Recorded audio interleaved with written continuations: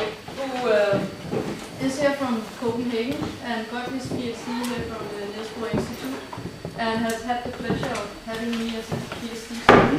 And besides that, he is engaged in a very interesting program of searching for extrasolar planets, and not Jupiter-like planets very close to strange stars, but actually real Earth-like planets. So that will be interesting to hear. So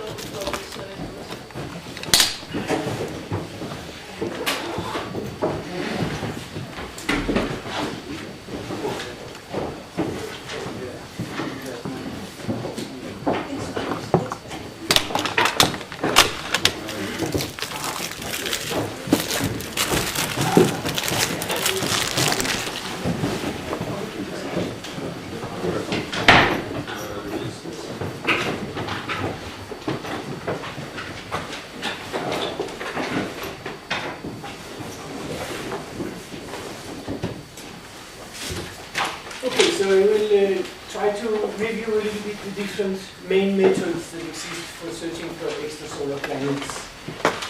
And of course, in relation to astrobiology, the main reason that we do this is that we would like to know what is the likelihood of finding habitable planets elsewhere in our galaxy. How many places can we expect to find life on the Earth, or life of any kind? And I will start with just giving you very shortly our ideas of how the solar system formed to relate that to what we see around other stars. So we think that the planets are existing formed in a disk around the star, so you have a collapsing cloud, and in the center you form the star of the gas, and of the same gas you form a disk around it, and after some time dust will condense in this disk and it will fall down to the plane, and then the dust will collide and form bigger and bigger clumps, and these are the planets. And you can calculate what kind of materials can condense out of the gas phase at different temperatures and pressures. And from that you can build a model which tells you from which material can the different planets be formed. Because of course they can only be formed from the solid material, not from the material that is still in gas phase. And the single one most important feature in this diagram here, that is that you have a certain line in the disk, and beyond that line it's cold enough that water can condense as ice, and inside that line water cannot condense as ice. And this explains the main features of the planets in our own solar system. The inner planets, the three terrestrial planets, Mercury, Venus, Earth and Mars, they are composed of rock and metals. And this is what you can condense inside in the hot region of the nebula. The planets outside the frost line, the line where water can condense to ice, those planets, they're mainly composed of gas. And why not mainly of water than remains out here? It's because water is the most abundant molecule in the nebula apart from hydrogen and helium.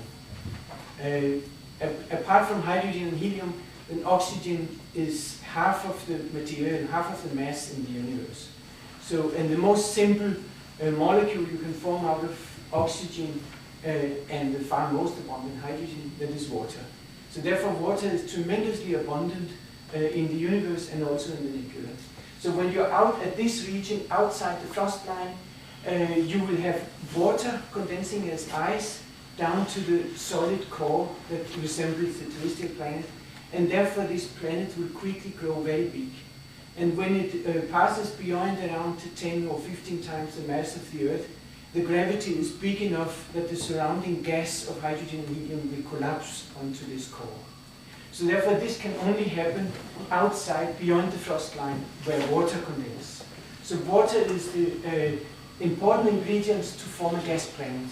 But I thought that, I'm sorry, but I thought that some of the planets that you have found, they had Jupiter-sized planets that are very close to the star. All of them, and that's why I started with explaining why this cannot happen. So, now comes the point. So I'm happy you got the point. So what was the big surprise in 1995? That was, here we have the solar system with Mercury, Venus, Earth, Mars, and then Jupiter out at a much larger distance, and only here you can form Jupiter-like big planets. And what did we find? We found a planet in the same scale as this one here, which was much closer in than Mercury. So in principle it could only consist of iron or something if it was mating there. So it was a surprise, and you would start with saying, okay, so it was a coincidence that the first one we found it was strange. And now we know about 120, and they are all strange. They are all in disagreement with the standard theory of the solar system.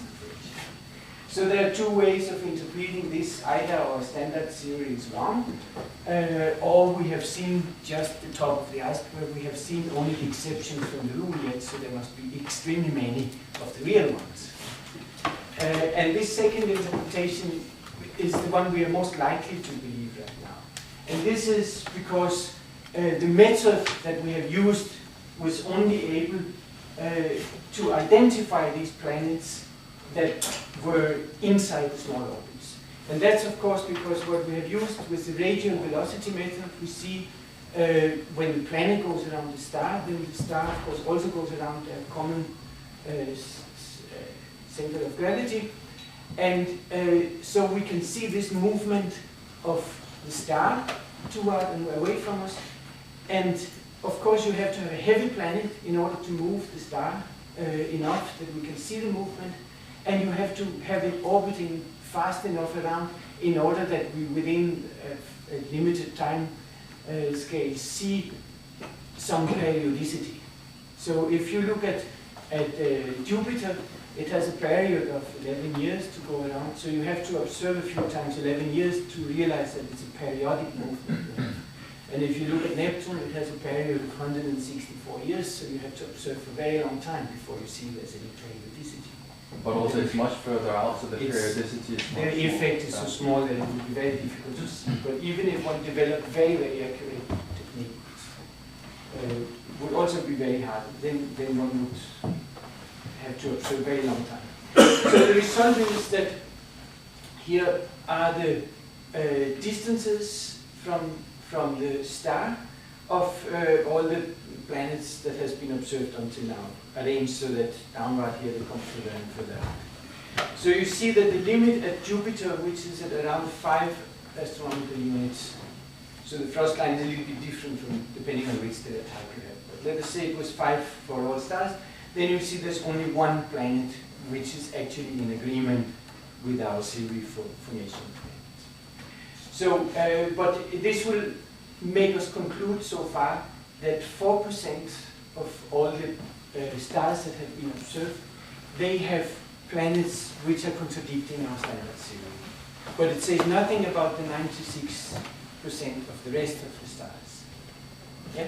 These mass estimates are only lower limits. They are lower limits, so they could be above that, but statistically they are close to being correct. But if you look at an individual one, they could be higher than this. But isn't it very difficult type of arguing statistically that you want a distribution from basically just one drawing? We have our own planetary system, which is just one drawing out of a statistical sample, and now you observe a lot of things you would call extreme or exceptional. So, I mean, you could, I guess, just as well turn it around and say, just from that, we should be exceptional. No, you can conclude that you are using a technique that is just only able to see the unusual ones, and the unusual ones exist around about 4% of the stars. And that's all you can conclude. And then you have one example of ours, and as you say, this is only one, so we cannot make statistics on that. So we still don't know whether our system is completely unique in the universe, or ours belong to this that maybe is around the 96%. But you've observed it around 4%. Does that mean that you've observed these? You observed a few thousand stars, and around these you find 100 planets which are against the standard theory. It seems to be quite. So for the other ones, you don't see anything with this technique. And with this technique, you will also not, even if you refine it, you will not be able to see Earth-like planets because you have physical disturbances in the stellar atmosphere that you cannot see these 9 centimeter per second disturbance that the Earth would cause. So you have to look for another technique, and there are at least 3 other techniques. When you have the planet moving around here and you have the star wobbling a little bit, so the radial velocity technique that I've talked about now, that tells us the movement forth and back relative to us. You could of course also look at the movement to the side. And this is a tangential velocity.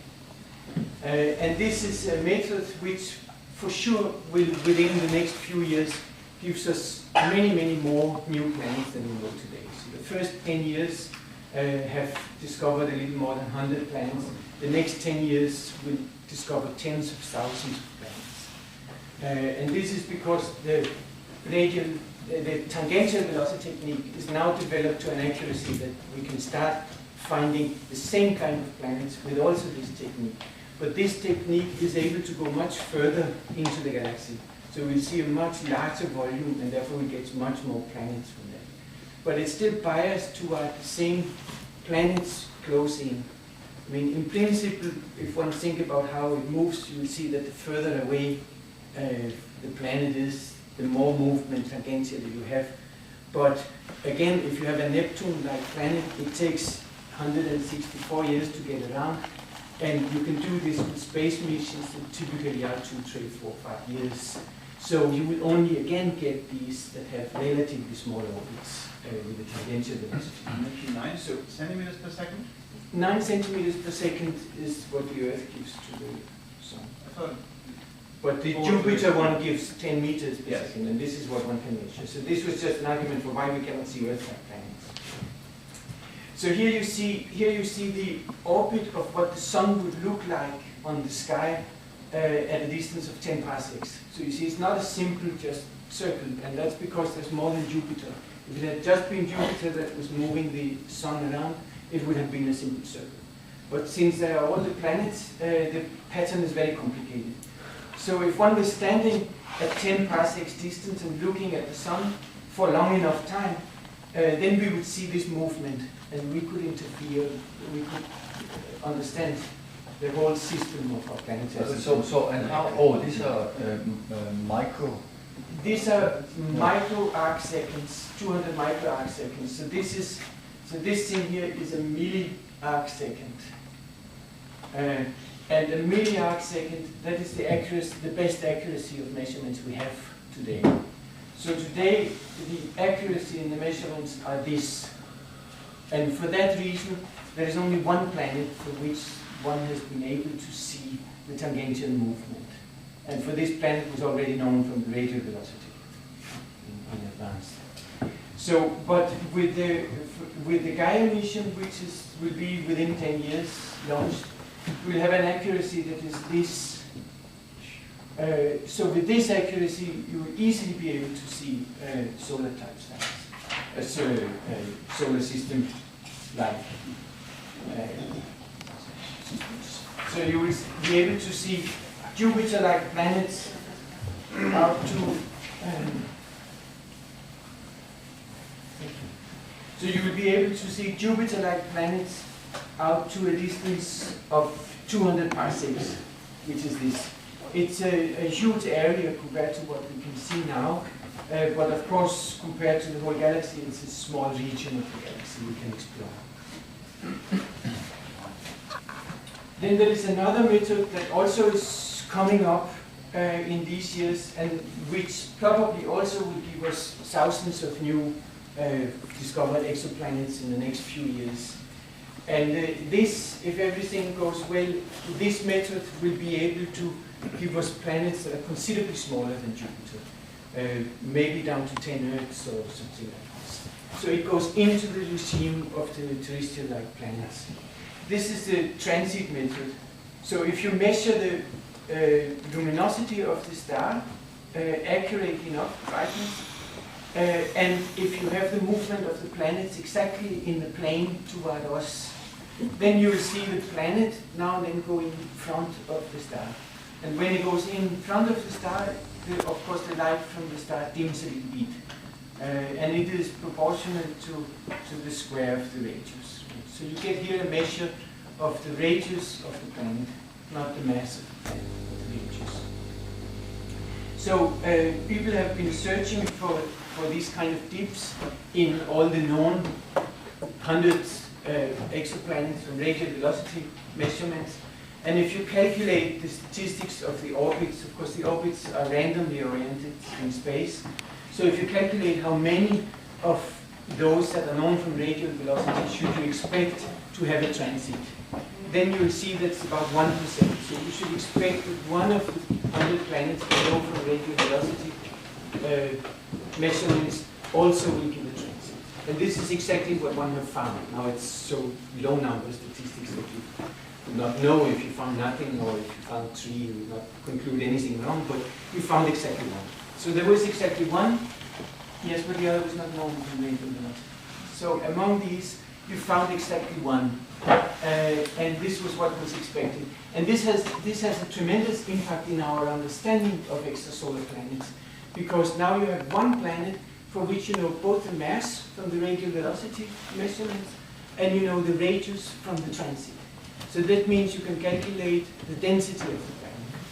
And this shows that the density of this planet was below the lowest one in our solar system. It was slightly below Saturn's. So it is the same kind of planets as the gas planets in our solar system. So this was also what we expected. But a priori, you could have two possible theories. You could say either it was a gas planet, and then you would believe that it was formed out there at big distances, and then it had moved inside after the formation. Or it was a super large Earth of rocks and metals. And this would be very, very hard to explain from our understanding of how solar system formed. But if the observations show this, then we would have to figure out why was this. But for this one example, it's not a super Earth. It's a Jupiter-like gas planet that has moved, probably has moved inward. Another thing that, so this is what one found from this single one event, which was possible. Another thing that has, where the transit method has given us very interesting new information, that is that it has been attempted with the Hubble Space Telescope, one of the longest observational sequence ever done with the Hubble Space Telescope. 8.3 days all the time, exposing every 3 minutes, taking a new picture of globular cluster 47 Tucanae. And in this globular cluster, you get 34,000 stars for which you can measure the brightness, the luminosity of them, with high accuracy because it's from space. So you see 34,000 stars and measure their luminosity every 3 minutes for 8 days. And you can statistically calculate that if the population of the stars there were identical to those we have measured in the solar neighborhood with the radial velocity technique, then we should expect that 4% of these have planets in Jupiter-like planets in small orbits, just like the nearby stars here have. And if 4% of them should have this, you can calculate from statistics that within 8 days you should see transit from about 15 of the stars. And they saw none. There was not a single transit. And this is a very important result because it shows us that in 47 Tucanae, the conditions are so different from in the solar neighborhood that you do not form this kind of strange planets. Or at least you form less than 10 times the number you do in the solar neighborhood. Because if you would form 10 times less, you would expect 1.5, and this would be a reasonable agreement with finding that. So you would say that there are 10 times less likelihood of forming giant planets in small orbits in the surroundings of 47 Tucanae than in the solar neighborhood. And why is now this?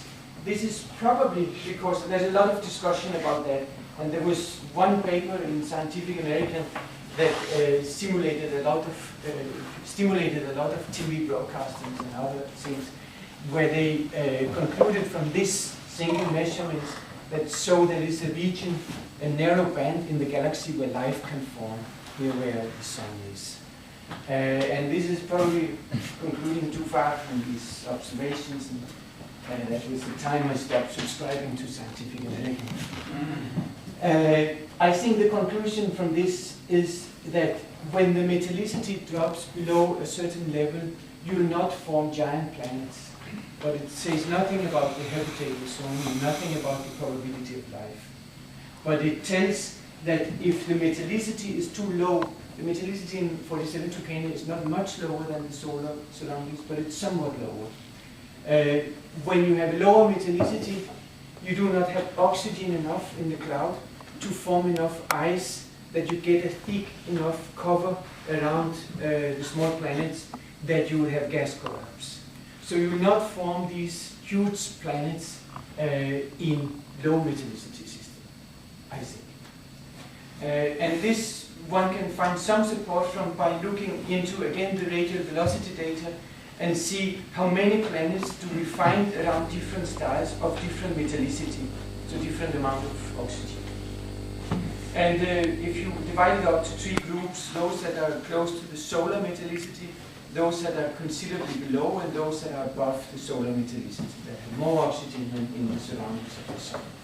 Then you will see that in these high metallicities, around these high metallicity stars, you have lots of planets. So you have a high probability for forming these big Jupiter planets, whereas you have less in the solar, and so far there's none been discovered in low metallicity systems.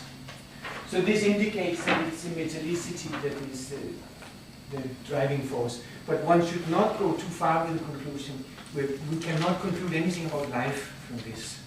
But I'm not sure I understand you. So I don't know enough about astrophysics. So the metallicity, as far as I understand, is decreasing the further you get away from the galactic the center of the galaxy. Well, the function of metallicity as space and age is very complicated and much more complicated than what one was believed. So let me tell you the old belief, which is, to first approximation, still correct. That is that stars started out with zero metallicity, only hydrogen and helium, and then with time they built it up in a more or less linear fashion. So they became more and more. And 5 billion years ago it passed the solar value, and then it got beyond that. And in the interior part of the galaxy, there's more activity of stars where the heavy elements are formed. So you should expect that longer toward the center of the galaxy or higher metallicity. So this is the overall picture. Then there's a lot of huge fluctuations from that. But it's more or less this. Uffe, can I add a comment? Yeah. Concerning 47 Tucanae, which is a globular cluster, meaning a dense stellar environment, there have been further arguments that one perhaps has to expect a lower number of transiting planets due to the fact that most of the objects in this globular cluster have experienced collisions. I mean, not head-on collisions, but interactions that might have disrupted a sizable fraction of the potentially present planetary systems. So this is another explanation, and I didn't mention it because I think it's wrong. And the reason I think it's wrong is that when you observe for 8 days, you're most sensitive to those planets that are in orbits of 3, 4, 5 days. And they're very close into the stars, so you should have a very close encounter of the stars in order to disrupt this planetary system. Therefore, I think the metallicity explanation is more likely. But it is, Well, these guys did a rather detailed calculations, I mean, n-body calculations, and I think they had a good idea about the stellar densities, typical velocity dispersion, and so on and so forth, that you need to set up these calculations, came up with a rather high cross-section for a disruption of these planetary systems. Yeah. Okay, so let us leave it as there is a second possibility. Yeah. This may be the same. So this one has to do much more observations. One observation that is done, which is kind of, one should say, a dummy check. That is that in the spring of this year, there will be another 8-day session observation at the Hubble Space Telescope, where they will observe just toward the galactic center, so that you have stars that do not have a higher density, but unfortunately also do not have this low metallicity, so they have both of these things at the same time. And if you don't get the same result as we got from the radial velocity, then here it should be very, very strange, and very hard to understand. So this is a check on the method. The last method that I will talk about, that is the micro-lensing technique. This is a technique that is particularly sensitive for planets like in our own solar system. So it's sensitive to Jupiter-like planets in Jupiter-like orbits, and is sensitive to Earth-like planets in Earth-like orbits, as opposed to the two other methods. But it's somewhat more tricky, and it requires very long time series of observations. If you have the galaxy rotating, then you will have now and then stars close into the center that pass behind stars that are further out toward the Earth. And this actually happens relatively often, more often than one would maybe think. So it is known now, there are known a few hundred such passages every year that are discovered observationally. Some of them you have passages very close. And what happens if you have here the front star that we will call the lens, and you have here a background star that we call the source, then if the source passes very close to the lens in the lens plane on the sky, then the gravitational field of the lens will make the image of the source split up in two images, so like illustrated here. So the source is here, but the images of the source that we see, we do not see the source here, but we see two objects here instead. And when the source moves around here relative to the lens, then these images will move around like this, and then of course in the end we will end up with one image again when the distance is large. Is one then the planet and one the star, or what? So far here there's only two stars. There's a lens star here and a source star. There's a foreground star and a background star. How about a planet then? That comes. So what you will have here in this scenario, you will have a symmetric gravitational field from the front star which the background star is passing through. So you will have a symmetric amplification of the light from the background star when it passes the foreground star, because the gravitational field that makes this amplification is symmetric. But if now you have a planet somewhere here around the lens, the foreground star, then you have an asymmetric gravitational field here, and therefore you will have an asymmetric light curve, light amplification of the background star. So this is illustrated here by two scenarios that we could think of. We have a star here, we have a planet out here at the peak, and then we have a gravitational disturbance here. It's not so simple as you could just say here, you add them up or something. But you get a tiny region where the disturbance from the planet is very large. So this disturbance from the planet is here in this picture. So if you have the star with the background source passing here, then it will not see the asymmetry in the gravitational field. So you will have a symmetric light curve like this one. But if you have the planet passing in here, so it passes close to this disturbance area from the planet, then when you pass this area, you will have an increase or a decrease in the amplification signal from the background star. And so you can make a theoretical calculation where you calculate all kinds of possible passages passing through all kinds of systems with all kinds of masses and all kinds of mass variations between the star and the planet. And then you can plot it up like here, where we plot here is if the star and the planet have the same mass, so of the star. And here if the ratio of the mass of the planet to the star is smaller and smaller, down to the Jupiter mass and a tenth of the Jupiter mass, and you could go even better. And then you have here the distance of the planet in units of the Einstein ring, units of this amplification pattern. And then one could draw up the pattern of in which areas will the amplification be a certain percentage. And in the first simple theory there where the broad lines are, the amplification will be infinite. So if it was 3 point sources passing one another, then the amplification of the background star light when it passes this region in space would be infinite. And of course they are not point sources, so infinite flashes suddenly that would fry everyone. But but there's very large amplification, and it's really, I was surprised when observing it the first time and seeing the amplification of tens of millions. And sometimes you can look at beats that are a few magnitudes, so a factor of 5 or 10 or something. So it's very strong changes. It's very easy to see if you pass close enough to the disturbance of an Earth-like planet. It's very easy to see the disturbance.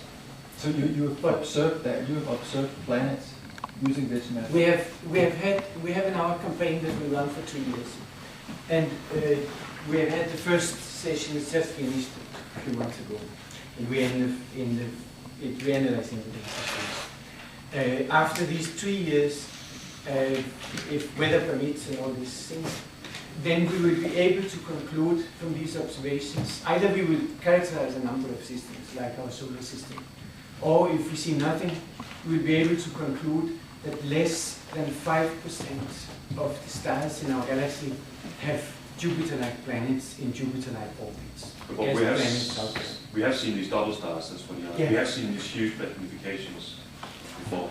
Just haven't seen those with the fingerprint planets, but we have seen double stars. So this is but just I still don't get it quite maybe. So you have to have these infinite or very large magnifications is when you have double stars passing, where you have a double star passing. The amplification does, in first approximation, not depend on the mass. You can have infinite amplification even if you have an Earth-like planet, but the area in space which you have to pass is smaller and smaller the smaller the mass of the planet. So you have to observe for longer and longer time in order to hit one that passed exactly through there. So with many observations you can give statistics on Earth-like planets, but with our 3 years observations we can give good statistics on gas-type planets, Jupiter-like planets and Jupiter-like orbits.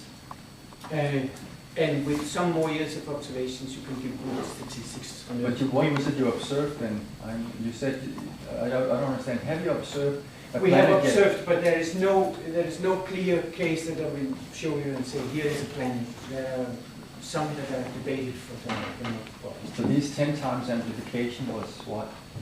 This was the one that Christian was talking about here. Here is one example of such one. This is a double star. You see, here is the light curve you would expect if it was a single star, and suddenly you go down for dinner and you come back up, and you will see the star has 2.5 magnitude higher than it had a few minutes before you observed it last time. This is a double star. This is a signature, clear signature of a double star, and you can analyze the components and all this stuff. But what we really would like to do, that is this is not one of the observations. But we really would like to pinpoint an Earth-like planet around the solar type star, and we would like to take a good photo of it, and we would like to see if there are living organisms or big cities. One would think that we are far from that, from the techniques we are using now. But we're really not so far from it. Within quite a few years, we'll be quite far toward this goal. With interference technique in space, which one would never believe would work if it was not that it already worked on some of the big observatories on the ground. You can photograph now with the Keck telescope and the interferometer they have there. You can take pictures of volcanic eruptions on the Jupiter moon island. So you can take incredible pictures from this one.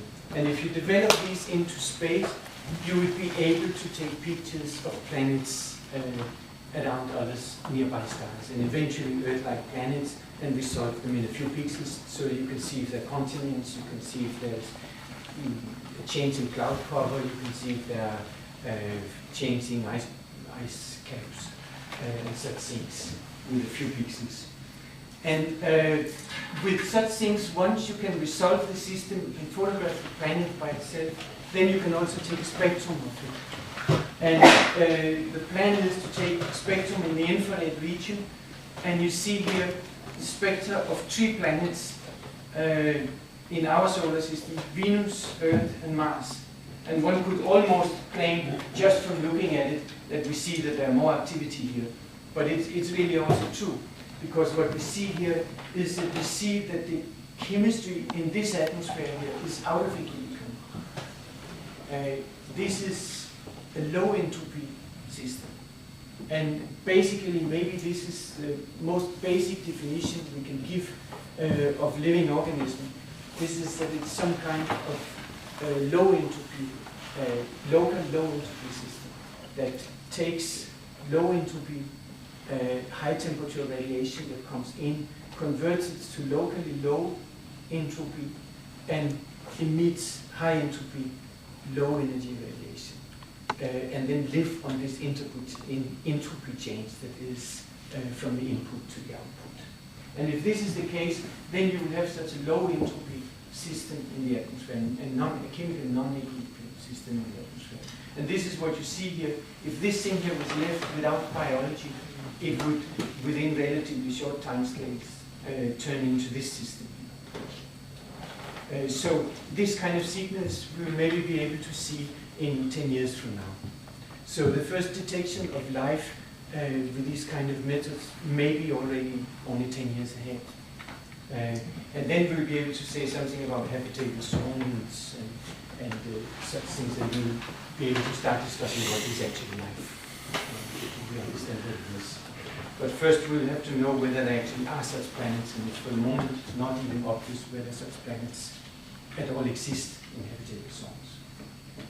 When you say that you would be able to resolve in a few pixels these planets, is that a theoretical limit, or is that sort of? No, it's just a practical limit. I would think that if you are able to get your interferometer to work over astronomical units distance or so, you can get very high resolution.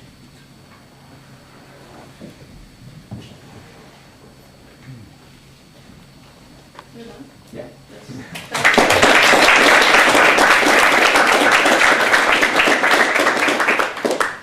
And then while we set up Relic electronically, if you have any more questions. Yeah. You reviewed different methods. Could you imagine a method, or just speculate upon a method, where you could find not terrestrial planets, but terrestrial moons?